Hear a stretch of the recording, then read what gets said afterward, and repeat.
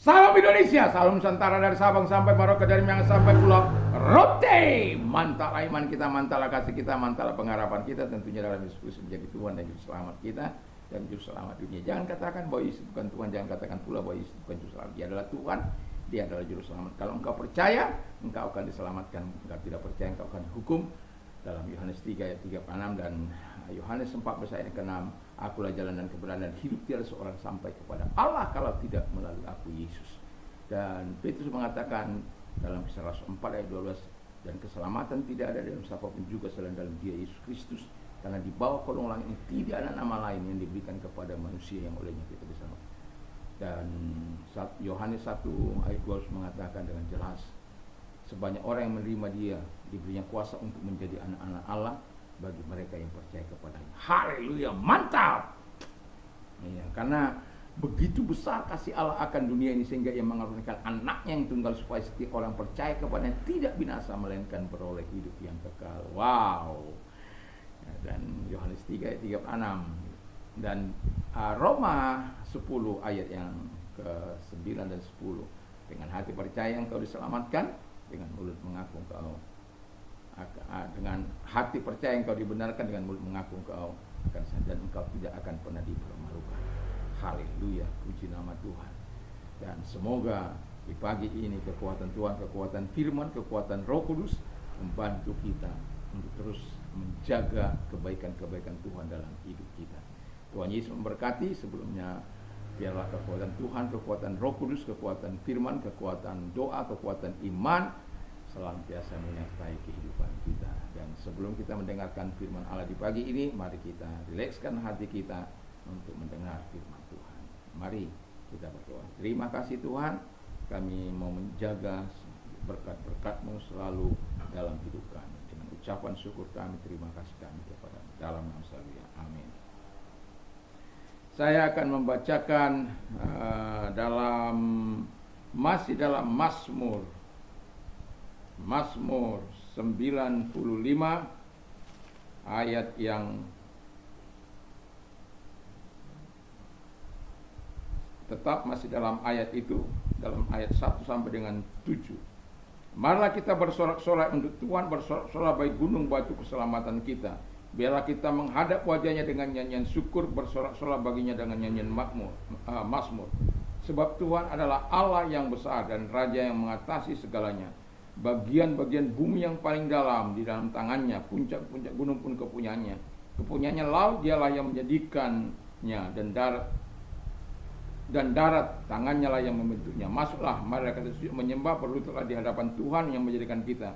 Sebab Dialah Allah kita dan kita lah umat kepunyaan dan kawan domba tuntunannya.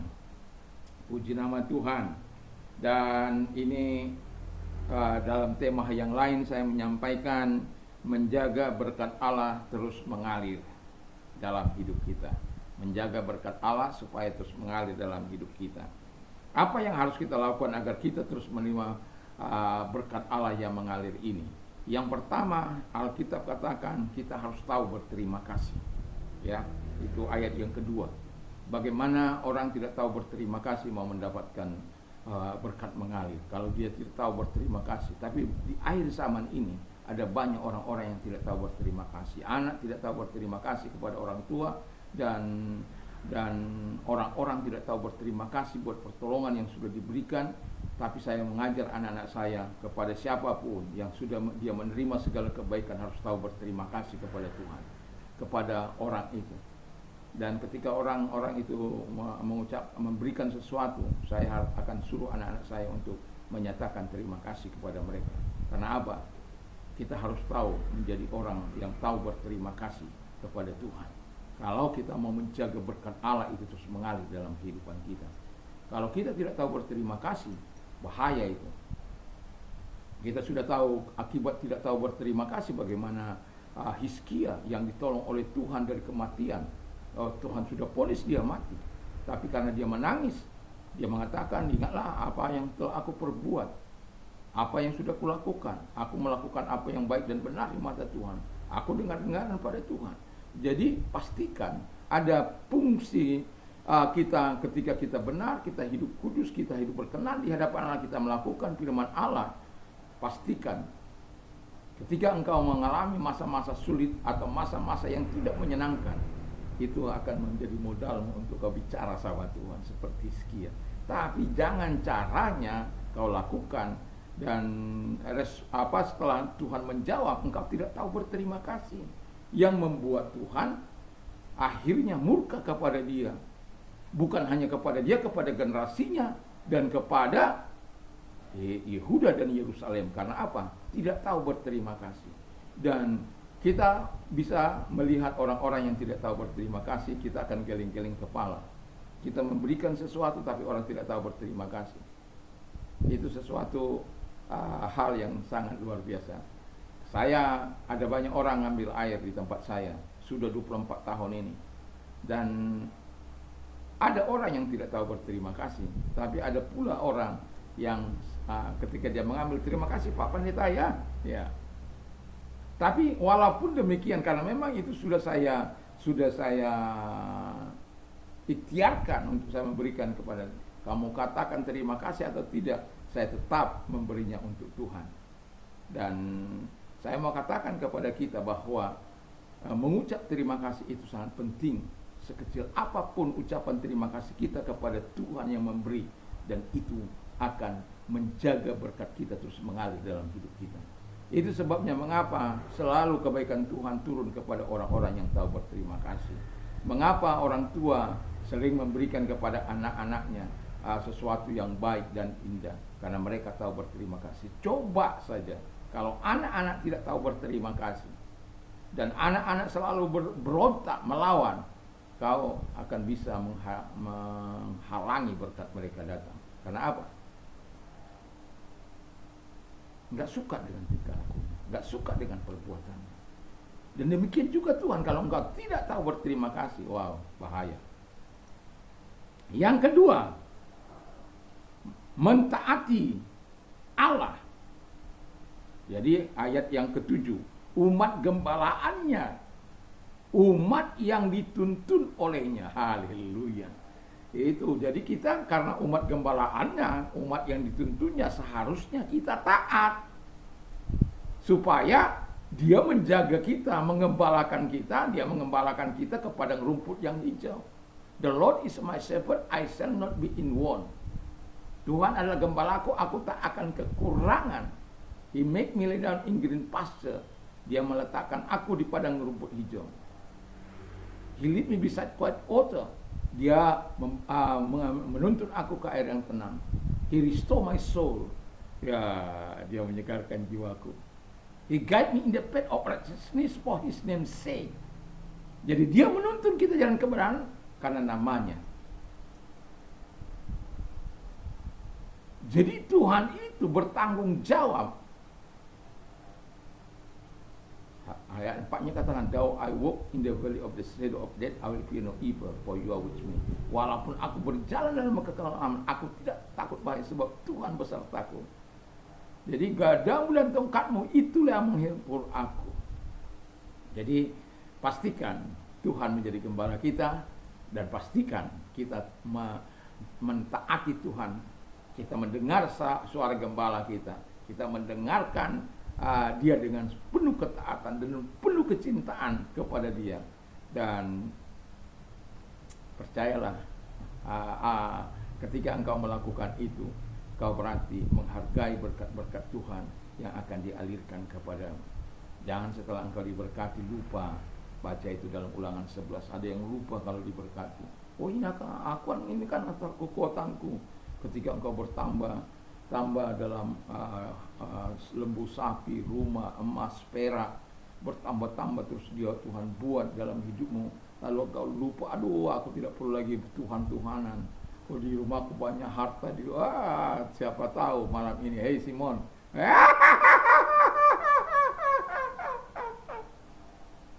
jangan, ya taat pada Tuhan.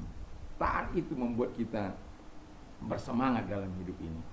Taat ini membuat kita punya gairah dalam hidup. Taat membuat kita cinta pada Tuhan. Taat membuat kita penuh vitalitas dalam hidup ini. Dan sukacita yang daripada Tuhan kekuatan daripada Allah mengalir. Bukan hanya berkat-berkatnya mengalir, tapi Tuhan sendiri di dalam hidup kita. Itu yang membuat kita terus senantiasa semangat dalam hal pelayanan ini. Walaupun ada badai, walaupun ada topan, walaupun ada onak duri, walaupun ada penganiayaan, kita tetap. Karena apa? Kita mau mentaati Raja di segala, Raja yang maha kuasa itu. Haleluya, puji nama Tuhan. Dan yang ketiga, tidak mengeraskan hati terhadap firman Tuhan. Ayat yang ke 9 ya. 8. Pada hari ini sekiranya kamu mendengar suaranya, jangan keraskan hatimu seperti di Meribah, seperti pada hari di masa di padang gurun. Pada waktu nenek moyang mencobai aku, menguji aku, padahal mereka melihat perbuatanku. Haleluya. Nanti bisa baca terus. Ini peristiwa Meribah. Masa dan Meribah. Mungkin Anda tidak mengerti apa itu peristiwa Masa dan Meribah. Tapi saya mengingat ini. Karena apa? Saya tahu persis bagaimana seorang pemimpin, Musa yang lemah lembut, Musa yang taat dengar-dengaran kepada Allah, tetapi tersandung oleh karena orang Israel, tersandung oleh karena banyak kali mereka bersungut-sungut. 10 kali kata firman Allah, mereka mencobai Tuhan. Sampai akhirnya Tuhan bumi hanguskan yang 20 tahun. Nanti baca itu Bilangan 14. Di situ dikisahkan bagaimana Israel yang suka memberontak, yang suka bersungut-sungut, yang suka bertengkar. Nah di Meribah itu Anda tahu apa yang terjadi. Nanti saya akan bawa secara khusus. Tetapi saya singgung sedikit. Di Meribah itu orang Israel bertengkar dengan Musa, bersungut-sungut, melawan Allah, mencobai Allah. Dan di situ pula lah kesedihan saya yang paling dalam. Karena apa?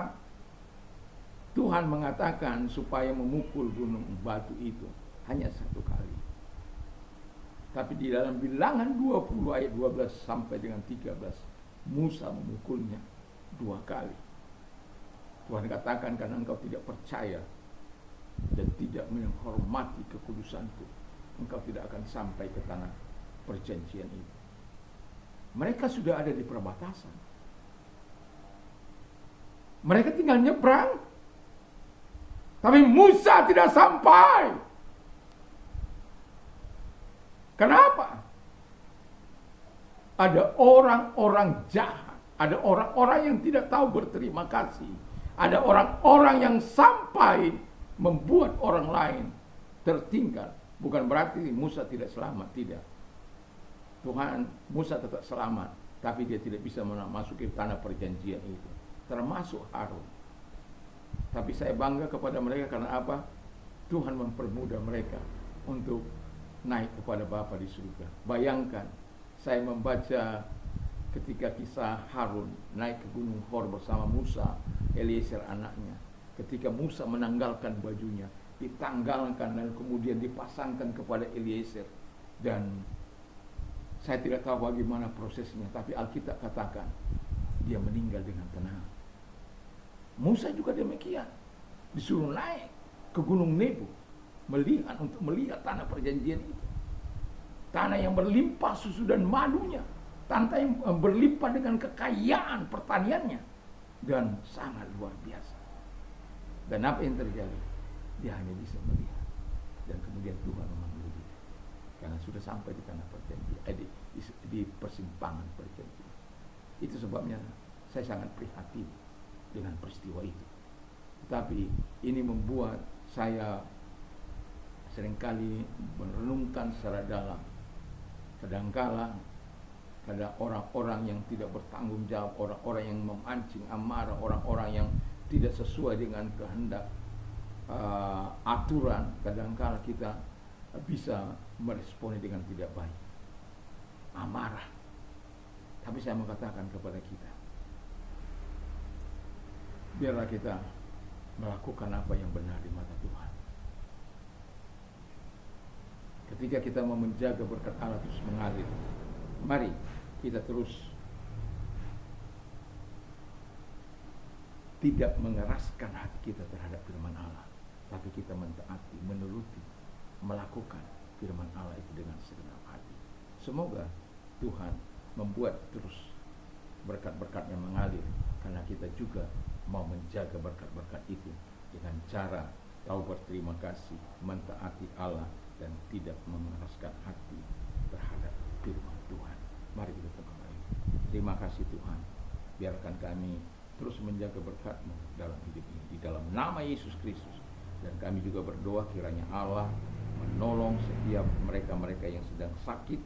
Kalau Engkau orangnya, mari angkat kedua belah tanganmu, kita berdoa. Tuhan, lihat tangan-tangan yang diangkat kepadamu dan ulurkan tanganmu, karena Engkau tidak mengenal jarak, ruang maupun waktu. Engkau punya kuasa untuk menjamah mereka. Dalam nama Yesus, sembuhkan mereka.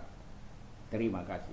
Dan kalau engkau mengalami masa-masa yang sulit, dan ingatlah Tuhan senantiasa menolong dan akan terus menolong setiap kita yang datang kepadanya. Jangan jemu datang kepada Tuhan, jangan jemu berdoa, jangan jemu meminta ketika engkau memang memerlukan sesuatu dari Tuhan. Dan kalau engkau orangnya, mari angkat kedua belah tangan. Kami datang kepadamu Tuhan, keluar dari segala kesulitan. Tuhan katakan bahwa Paulus katakan bahwa Tuhan yang melepaskan dia dari segala kesulitan. Kami yakin juga sebagai pengikut-Mu, Engkau akan melepaskan kami dari segala kesulitan kami, masalah kami, keuangan kami, pekerjaan, pelayanan kami, dalam nama Yesus Kristus. Terima kasih buat pertolongan-Mu, terima kasih buat kebaikan-Mu bagi umat-Mu, bagi gereja-Mu. Di dalam nama Yesus kami berdoa, haleluya, amin. Selamat pagi, kiranya Tuhan menolong kita untuk senantiasa beraktivitas di dalam takut akan Tuhan, dan kecintaan kita kepada Tuhan semakin dalam dan dalam hari lepas hari. Mantap, mantap, mantap!